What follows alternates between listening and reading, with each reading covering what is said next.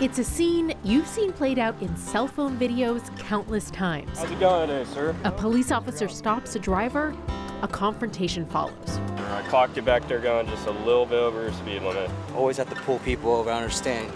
Could pull the next guy over that was speeding. I sure wasn't. Thank you. Things could escalate, but in this scenario, the confrontation ends quickly. 05, go ahead. And the driver leaves without incident. Alrighty, so here's the deal. You're going about 15 over at school zone. I'm not going to catch you a ticket. I get you're having a bad day. This role-playing exercise is being carried out by students of Yuba College's Police Academy in Marysville. You didn't take the bait and say something sarcastic back or anything like that. Okay, you remain professional. Led by instructor Ron Johnson, these students are learning how to de-escalate a common situation. A driver who is angry about being pulled over by police officers.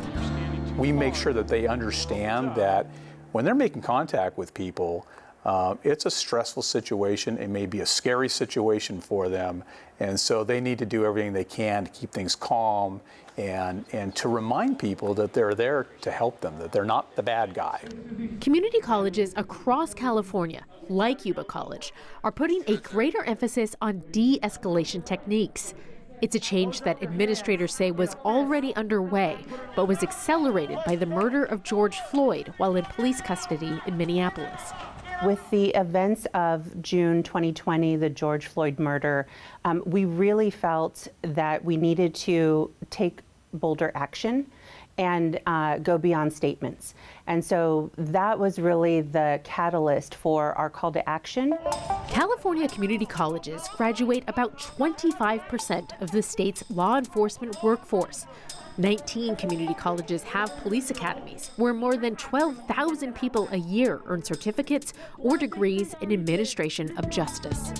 The curriculum is set by the State Commission on Police Officer Standards and Training, or POST. But here at Yuba College, cadets get 210 hours of extra training beyond the minimum, time that can be spent on things like de-escalation or discussions about what they call principled policing. In 2014, when I first came to Yuba College, there was a question in reference to, are police really guardians or are they warriors? I thought we should be guardians, but always being prepared to react as warriors if in fact it was necessary. So in 2014, we began the transition from a strictly warrior mentality for the police officers to a type of guardian. That was quite a cultural change for police academies, especially back in 2014 when we first began that transition. I think we have a primary responsibility to make sure that our curriculum, what we're teaching, is contemporary, and we're teaching them, to the right things and to do the right thing out there. And go ahead and drop. Correct. Okay, what are your verbal commands going to be? Get on the ground! As part of this bigger shift, Yuba College is one of the few police academies providing taser training to their cadets. This is a taser, so it's made to look exactly like a taser. The cadets wear red guns, so they wear plastic guns in our academy. And we were seeing officers mistakenly grabbing their guns instead of a taser. But we thought, what could we do as an academy to try to prevent any of our students from, having that happen? Get on the ground! Stop resisting! I don't want to have to tase you. When they first put that belt on, they know where that tool is at and how to grab that tool and what side it's on and what hand to use. It's going to be an automatic thing and they're not going to have to think about it. I've definitely learned quite a lot of stuff that you wouldn't normally learn. The effort and the amount of class time we have really goes to show that there is a lot to learn and a lot to build upon if we want to have the opportunity to serve people and go out and be officers. The best stops are the ones where there is no violence and there is no confrontation, the ones where people can be talked to as people. Johnny Burke is a student cadet attending evening classes at Yuba College. During the day, he works for a local homeless consortium and is also a church pastor. Like many, he says he was affected by what happened to George Floyd. Shortly following Mr. Floyd's death, which really could be called a murder, there's no doubt about it, there was protests that were organized around here, peaceful protests.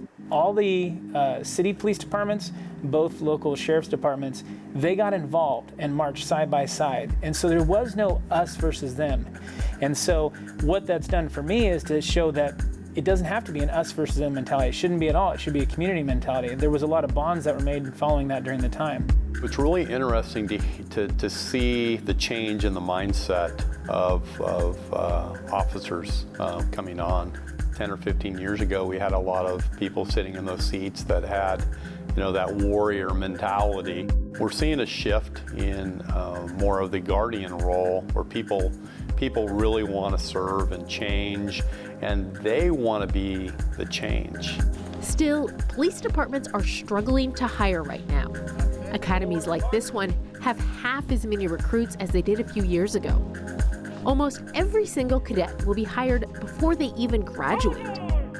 Administrators say those who are enrolling are certain about their future. We don't get individuals that are guessing whether it'd be nice to be a police officer. We get individuals that have already made that commitment.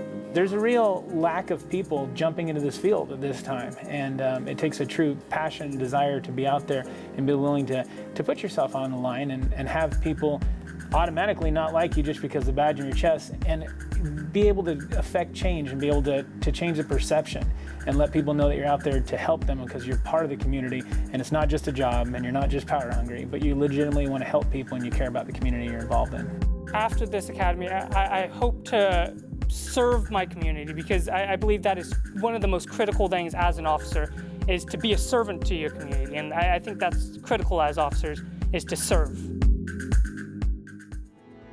California recently adopted several new laws that address policing, including banning the use of chokeholds or carotid restraints, requiring police officers to intervene if they see a colleague using excessive force, raising the age to become a police officer from 18 to 21, and setting statewide standards for using rubber bullets and tear gas in crowds.